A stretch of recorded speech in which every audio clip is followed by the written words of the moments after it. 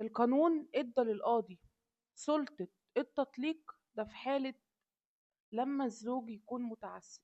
يعني ايه؟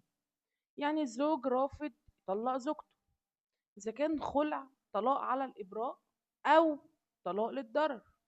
ما هو ايه الفرق ما بين الخلع والطلاق على الابراء؟ الاتنين واحد، بس ده بحكم محكمة وده عند المأذون. الاتنين هي بتتنازل فيهم عن حقوقها الشرعية.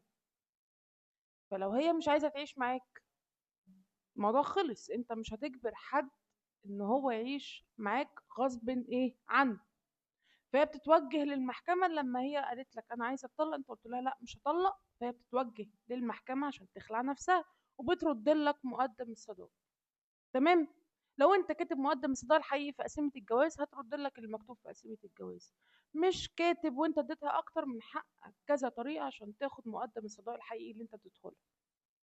الطلاق للضرر لما يكون الزوج هاين زوجته، ضاربها مبهدلها، ما بينفقش عليها، هي بتتوجه للمحكمة علشان ايه؟ علشان تخلص من سوء العشرة.